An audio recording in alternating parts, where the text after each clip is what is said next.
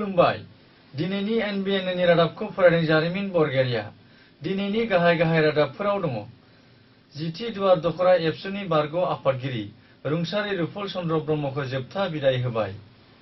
क'क्राझाराव आर'नाइ थियेटारआ नायगिरि रायजो राजाफोरजों जोबोद अनसायजादों आरो बाक्सा जिल्लानि तामुलपुराव सोमोनांथावै लामा जाब्रबथाय, सासे सुबुंनि जिउ खहा। दानिया फैदो आबुं रादाबाव। चिरां जिल्ला एबसुनि बेन्दोङाव थानाय जिथि दुवार दखरा दुलाराय बर' फरायसा आफादनि बारग' आफादगिरि रुंसारि रुपल चन्द्र ब्रह्मनि जिउ गैयै देहाखौ समबाराव जोबथा बिदाय होयो।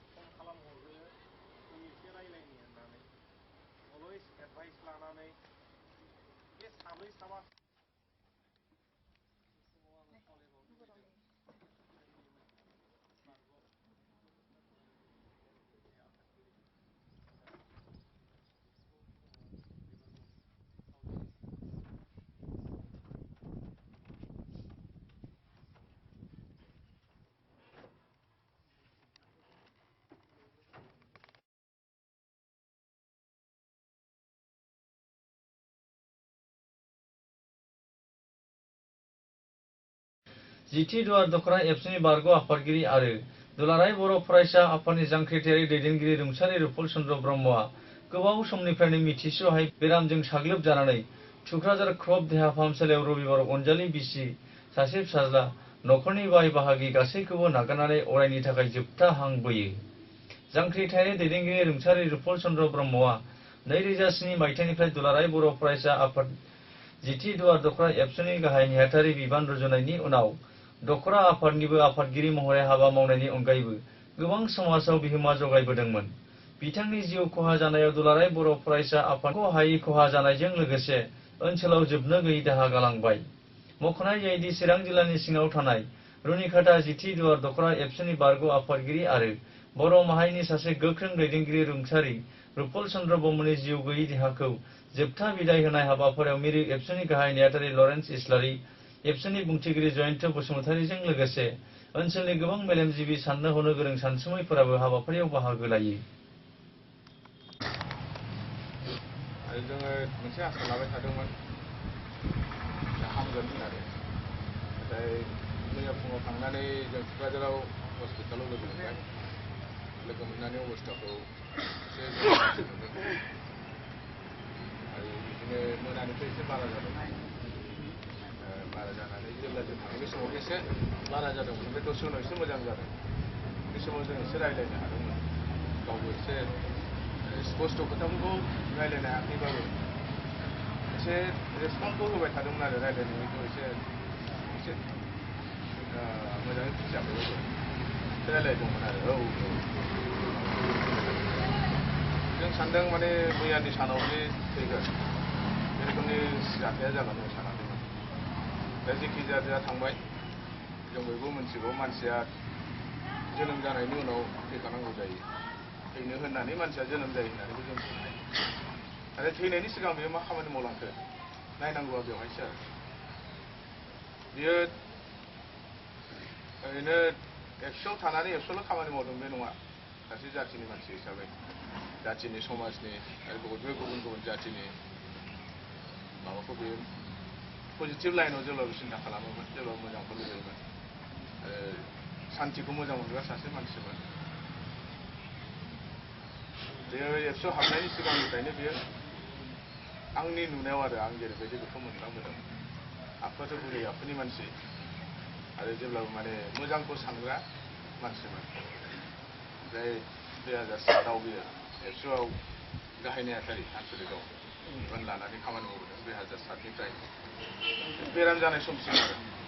बेराम जानायनि थाखायसो बेखौ रिलिज होनाय जादों साख्रि मोननायनि उनावबो हाबा जानायनि उनावबो बियो एबसुआवनो सार्भिसखौ होबाय थादों एबसुआव थानानै बे खामानि मावनो गोजोननाय मोनोमोन आरो मानोना बेवहाय थानानै बियो खालि फरायसा आफादनिल' नङा समाजनि जाथिनि आरो फुरा ओनसोलनिनो बे खामानि मावनायनि मोनसे सुबिदा एबसुआव दंमोन हिसाबै बेवहाय थानानै बियो खामानि मावनो मोजां मोनोमोन हिसाबै बियो साख्रि मोनखांनायनि उनावबो हाबा जाखांनायनि उनावबो बे सार्भिसखौ होबाय थादोंमोन खामानिखौ मावबाय थादोंमोन आरो गाव थानाय समाव जेरैबायदि खामानि मावलांदों बेखौ जों बयबो मिथिगौ बाक्सा जिल्लानि थाइगिरखारि गामियाव जोनोम मोननाय आर'नाइ थियेटारआ बिटिएडिनि गुबुन गुबुन ओनसोलफोराव नायगिरि आरो रायजो राजाफोरजों जोबोद अनसायजानायजों लोगोसे क'क्राझार सहरनि साखाथि थिथागुरियाव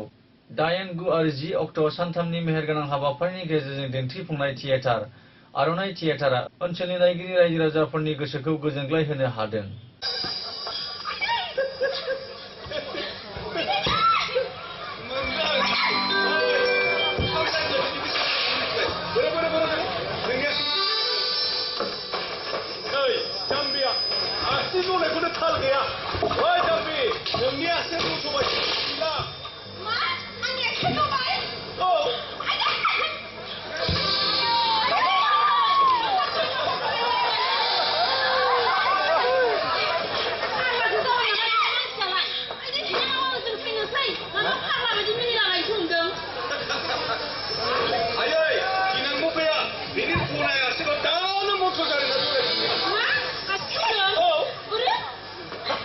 सुसिन खन्थांनि नांथाब नाजानायाव जोनोम मोननाय 2017-18 बोसोरनि आर'नाइ थियेटाराव बयनिख्रुइबो बांसिन अनसायजादों प्रबीण गयारिनि सुजुनाय नायजाब लेडि टार्जनआ।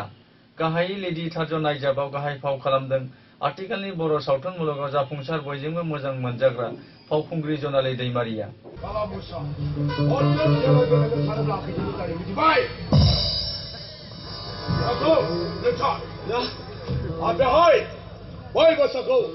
नागिरनानै लेडि टार्जन बे हादर गेजेराव फैगोन अब्लानिया जों बै लेडि टार्जनखौ बे हादर गेजेराव थाखोमानानै जों हमथारनांगोन बिनिफ्राय जों बे हादर गेजेराव थाखोमानाया मोजां ओंखारनायखायसो फिथाइ सामथाइ जानानै आं देरबाय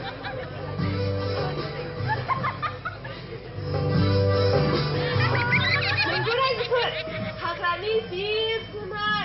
दंफां लाइफां बिसोरो गासैबो आंनि आंगोनिबो आंगो बिसोरो जोबोद अनसुला जोबोद अनसुलि हाग्रानि दाउमा दाउसा जिब जुनार खौरांगिरिजों जानाय मोगा-मोगिनि समाव आर'नाइ थियेटारनि दिथागिरि सुसिन खन्थाङा बुङोदि आथिखालनि सावथुन मुलुगाव गोबाङानो बाहागो लानो हास्थायो नाथाय जोंनि बर'फोरा जाफुंसार जानो हाया आरो दुखु खस्थ'खौ सहायनो हाया। बेनिखायनो बर' राव हारिमुखौ मोजां मोनग्रा आरो गरिब नखरनि उन्दै उन्दै लाइमोन हौवासा हिन्जावसाफोरा गिबियाव थियेटारनि गेजेरजों सावथुनफोराव फाव खालामनायखौ सोलोंग्रोनो खाबु मोननो हागोन होननानै मिथिहोनायजों लोगोसे गाहाय 2017-18 बोसोरनि आर'नाइ थियेटाराव गौतम रामसियारि, जनालि दैमारि, प्रबीण गयारिमोनजों लोगोसे गोबां जाखांफु लाइमोन हौवासा आरो हिन्जावसाफोराबो फाव खालामदों होननानैबो मिथिहोबावो। সকলোকে বহুত আছে থোড়াতো যিমান ৰাইজ আৰু আপোনালোকৰ নিউজ যাতে আমাৰ ডেভেলপ কৰিব পাৰোঁ আৰু এটাৰ সমস্ত ৰাইজে যদি আমাৰ আৰনাই তেওঁলোকে গ্ৰহণ কৰিছে আন্তৰিকভাৱে গ্ৰহণ কৰিছে তাৰ বাবে সকলো ৰাইজকে মই ওচৰত মই আন্তৰিকতা বিচাৰি চলিছোঁ আৰনাই থিয়েটাৰৰ ফিল্ম জগতৰ মানুহ যদি না আনে সেই কাৰণে ৰাইজে বা কমিটিয়ে তেনেকৈ গ্ৰহণ কৰিব টান পায় আর বড় সমাজের কোনো সিনেমা আর্টিস্ট লই কোনো থিয়েটারে এটাকে জন্ম হওয়া নাই জন্ম লৈ তাতে বড় রাজ্যক বা দেখাব পারে সিনেমা আর্টিস্ট টকা বলে দেখাব পারে মই সেইটো আগ্রহ গ্রহণ করেছিলো ককৰাঝাৰ আঞ্চলিক আহিছিলো ককৰাঝাৰ আঞ্চলিক পত্ৰ দুৰ্ভাগ্যজনক সেই পৰীক্ষাৰ সময়ৰ কাৰণে ইমান জনসাধাৰণ সমৰ্থন পোৱা নাই তথাপিও সুবিধা পোৱা নাই তথাপিও ৰাজ্যৰ তৰফে বিফল সমৰ্থন পাইছোঁ গৰম পাইছোঁ এই কাৰণত ককৰাঝাৰ ডিষ্ট্ৰিক্টৰ প্ৰত্যেক নাগৰিকৰ পৰা আন্তৰিকতা শুভেচ্ছা জনালোঁ बाक्सा जिल्लानि तामुलपुर महकुमानि सिङाव थानाय गरायसर सकआव रबिबाराव गंसे टाटा मबाइल गारिया सासे सुबुंखौ हरखाबै सौख्लायनायाव सासे सुबुङा जायगायावनो जिउ गोमायो आरो गारि सालायगिरिया गोब्राबै जखम जानाङो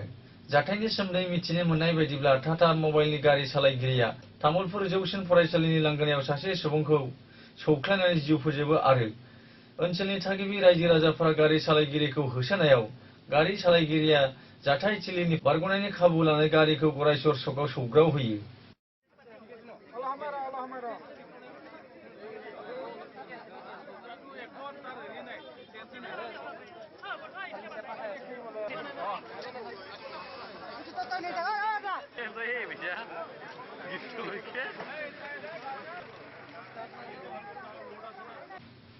रादाबखौ फोजोबनायनि सिगां गाहाय रादाबफोरखौ फिन खेबसे फरायफिनबावदों